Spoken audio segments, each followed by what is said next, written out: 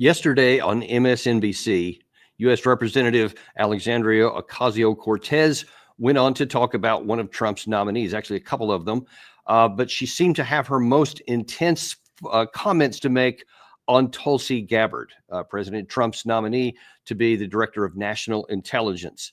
Now, as you know from things we've been talking about on this channel, there's maybe no more qualified person for the nomination that's been any of the ones that have been announced so far than Tulsi Gabbard.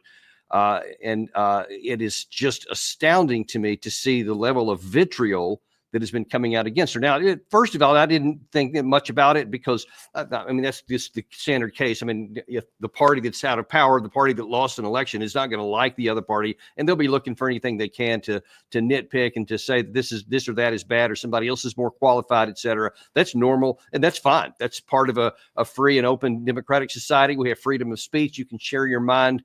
But when it turns into outright either intentional lies or willful distortion or character assassination, then we have crossed a line. And that's exactly what happened with AOC yesterday. The things that she said about Tulsi Gabbard were so far removed from what actually is the case, one has to assume, or presume at least, that she intended to trash the character of Tulsi Gabbard. Watch this. And we haven't even gotten to Tulsi Gabbard potentially having access to national security information. And Russia loves it, loves her. And I actually think almost more than Matt Gaetz, Tulsi Gabbard's appointment is devastating. And Tulsi Gabbard's nomination, as much as she says that she's an anti-war person, she's not. Yeah. She supports very pro-war individuals, including abroad. In Syria. And let's be very clear, a Tulsi Gabbard nomination is a pro-war nomination globally, point blank, period. As is that is just, that is so far from reality. Look, you can say, hey, I don't think she's qualified for this or that, or I think that her view on this thing here calls into question, and then tell what it is. But what you can't do is just one-tonally say she is full stop a pro-war candidate when everything in her history, everything that she has published, everything that she has said screams the opposite. So if you want to attack somebody, then at least be accurate in what they stand for. But look, we got to look a little bit beneath the surface here. Why do you suppose that somebody from the Democratic Party would be out to get Tulsi Gabbard? Listen, she was a leading early candidate for the 2020 Democratic nominee for president. And she was attacked from the beginning. For those who may not know, she was a Democratic member of Congress for quite a number of sessions. So she was voted many times as a Democrat into Congress and was running for the Democratic nominee in 2020. And in 2019, you may recall that famous evisceration of Kamala Harris, where Tulsi Gabbard went on and just shredded her argument on the debate stage, and Harris had no call or no response to it because Tulsi had the right information and exposed what was the actual issues at stake, and it sank Harris's candidacy. She dropped out shortly thereafter. That was like the final death knell. And that is not going to endow her well. But look, even before that, the Democratic Party was against her because she is against stupid wars. Now, she's not a peacenik. She's in the U.S. military. She is a serving lieutenant colonel in the U.S. Army Reserve. She is deployed into combat zones. So you are not going to question anybody's, especially a brother or sister of mine who wears a uniform and has gone to combat zones to defend our country. And you're not going to impugn her character or anybody else's character for that matter, who has done what you have not, what others have not, and want to cast stones at somebody who has served honorably and is still serving. So I'm not going to let this pass undiscussed. But see, what even happened among the Democrats, to get back to maybe some of the motivation with what AOC may be having here, is that especially Hillary Clinton turned against her very quickly because Gabbard was against war. She was against the stupid wars that we were fighting. One of the things you may saw in that clip there was referred to Syria and Assad. That was one of the biggest points of agitation, because as a member of Congress in 2017, Tulsi Gabbard had gone to Syria and had the audacity to actually talk to Bashar al-Assad. Now, to put things in context, at the time, the Obama administration had been funding what they called pro-democracy rebel groups. But we now know, because it has now been chronicled authoritatively, that we were just, the DOD was funding some rebel groups, CIA was funding other rebel groups. They end up fighting each other. They end up fighting everybody, because any of these groups did was just take American weapons and money and accomplished absolutely nothing. Tulsi Gabbard took it upon herself to go and say, let's see if we can find some kind of basis with which we can end these conflicts. And in fact, I'm going to show you a comment here in a minute that she made 2 years after that fact. But all of this was leading into it. So the Democratic Party was upset. They didn't want to have peace with Syria. They didn't want to end that war. They just wanted to fund a regime change war to turn Assad out. So they were upset because Gabbard's trying to find a way to end the conflict. They didn't want it, so they shunned her. They undercut her at every point. I will never forget, and I think it was early 2019 when she had, shortly after Tulsi had announced her candidacy for president, that she went on MSNBC. And of course, I'm thinking, well, MSNBC is a Democratic-friendly place, so they'll be really friendly to her. They'll just be throwing out softball questions or just letting her say whatever she wants, like is typically the case. But instead, I remember they were really hostile towards her.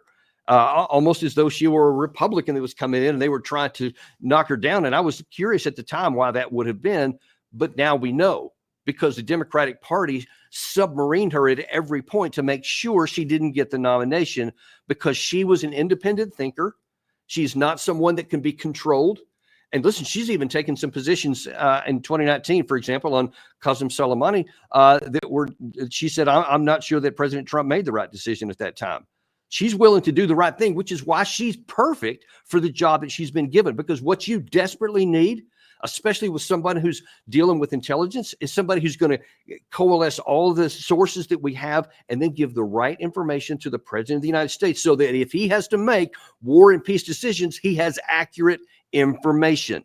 And desperately need somebody at those highest levels that is not just going to be a sycophant, that is not just going to be saying, here, I'll just let you hear whatever you want to hear, and I'll tell you whatever's popular, because then you could lead somebody into making disastrous decisions, especially if they think this is the right information. Tulsi Gabbard won't do that, because she has integrity and she has a track record of being right on a lot of the key issues here. But so that's AOC. That's some of her motivation there. And you see, there was not one shred of actual evidence. There wasn't even an argument other than just a categorical defamation of character. Oh, she's pro-war. Everything she said. That's so absurd. That's ridiculous on the surface of it. And it's insulting. But it's not the end of it. It's not the only one.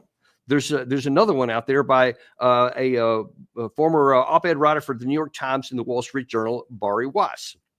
Now, she went on the Joe Rogan podcast recently after this announcement was made, and she too had some really negative things to say about Tulsi. Kirsten Gillibrand. Oh, monstrous. Monstrous? Ideas. Well, when she was 22, she had... No, she's an Assad toady. What does that mean? She is What's a toady? I think that I used that word correctly. Jamie, can you check what toady means? Like toeing the line? Is that what it means? No, I think it's like a... Toadie. What does that mean? I think it means what I think it means. Toady. Definition of toadies. A person who sycophant, flatters or defers to others for self-serving reasons. A sycophant. So she's an Assad sycophant. Is that what you're saying? Yeah, that's known about her. Like, what did she say that we have to look. qualifies her? I don't remember the details. We probably should say that before we say that about her. We should probably read it rather.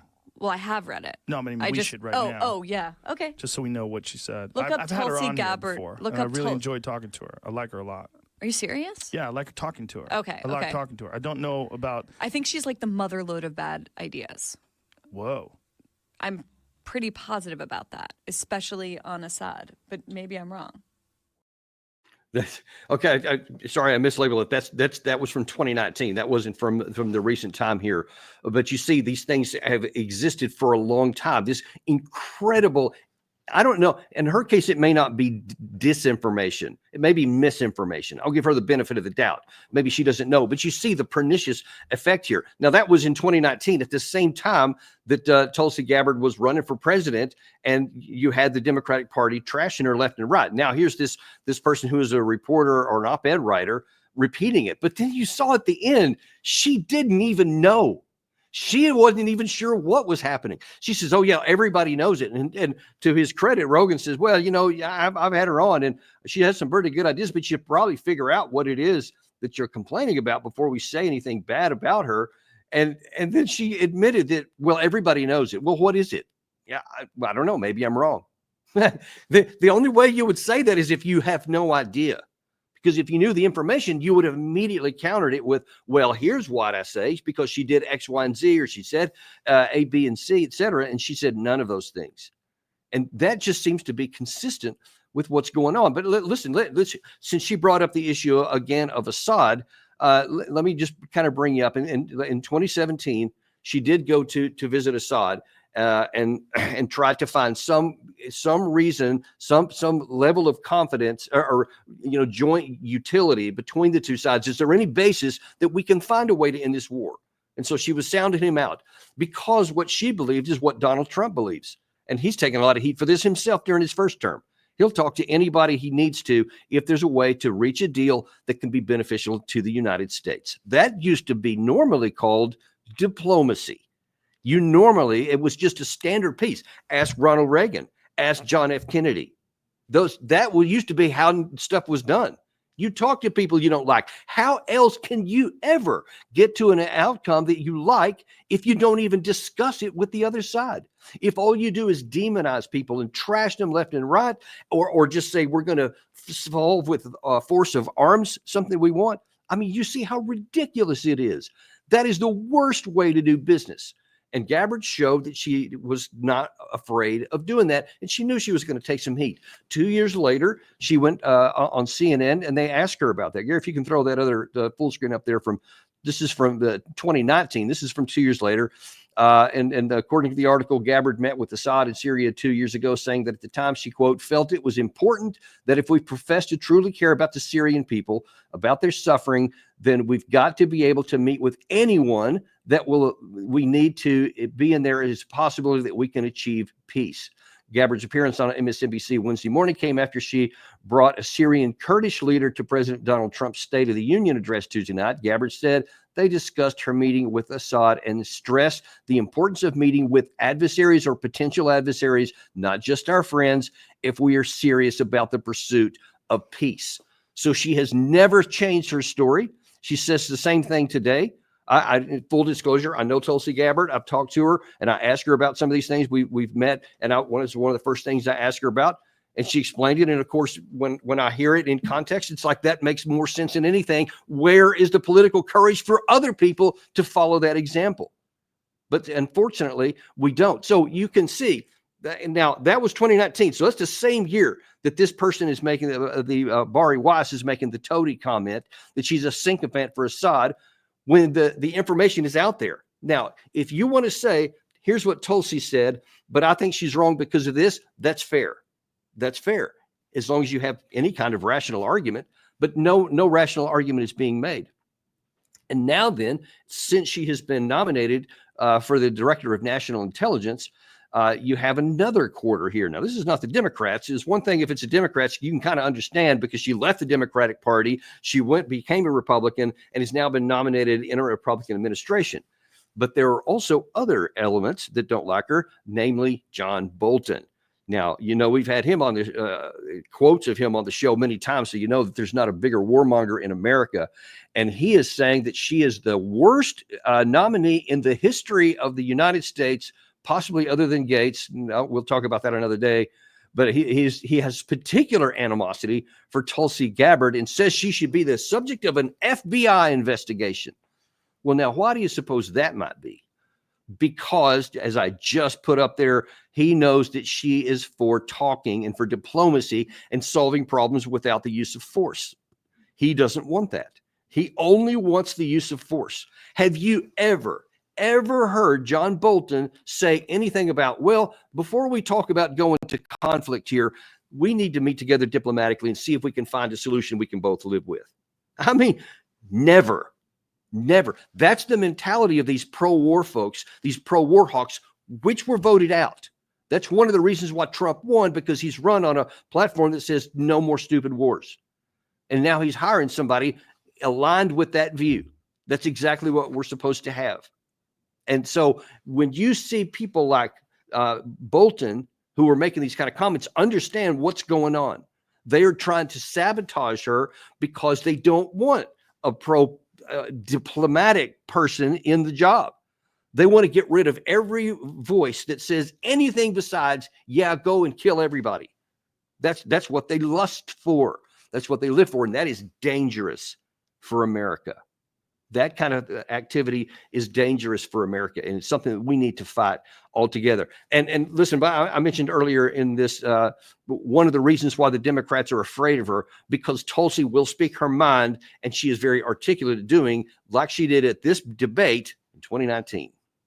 Now, Senator Harris says she's proud of her record as a prosecutor and that she'll be a prosecutor president, but I'm deeply concerned about this record. There are too many examples to cite, but she put over 1,500 people in jail for marijuana violations and then laughed about it when she was asked if she ever smoked marijuana. She blocked evidence. She blocked evidence that would have freed an innocent man from death row until the courts forced her to do so. She kept people in prison beyond their sentences to use them as cheap labor for the state of California. And she fought to keep cash bail system in place that impacts poor people in the worst kind of way. Thank you, Congresswoman. Senator Harris, your response. That's good, Gary. We can pull that from there. Attorney General of California. Isn't that the kind of person that you want in office? Isn't it the kind of person that you say, hey, listen, I'm going to tell you the truth, whatever it is, so that you can make good decisions? And she has the courage, and she has the ability to very articulately convey her views, and she is unafraid of anyone. Whether it's the Democratic Party, whether it was the former or the last Democratic leader in 2016, Hillary Clinton, she's not afraid of anybody. She's not afraid of telling the truth. And we so desperately need a lot more people like that in office. I mean, you know, that's the coin of the realm here at the Daniel Davis Deep Dive, is what is true. Not what does anybody say, what do they think, not what does anybody prefer, but what is the truth? Good or bad, what is the truth? And we have always said that we are unafraid and unintimidated to bring that to you. And that's the kind, and that's just me on a little show. But when you're talking about Tulsi Gabbard, one of the highest positions of the most important, the coalition of the best of our intelligence communities, so that the president has the best advice anytime he needs it. That's the kind of person we want up there. So in the next time you hear anybody else trashing about Tulsi Gabbard, you need to understand why there are forces arrayed against her and be thankful that Trump put her into this position here. So we're going to continue to watch this, and we'll stay abreast of it as things continue to develop. But I know that Tulsi has a pretty thick skin and a pretty tough backbone, and she'll be weathering this pretty fine there. And it'll be great for the country once she gets into this position. Thank you very much for joining us today. I will see you next week. I'm actually heading off. I wasn't even going to do a show today, but when Gary showed me this comment from AOC last night, I had to jump on because my son's getting married this weekend, and I'll be leaving almost right after this show here to get ready for that. So I will see you next week on Daniel Davis Deep Dive.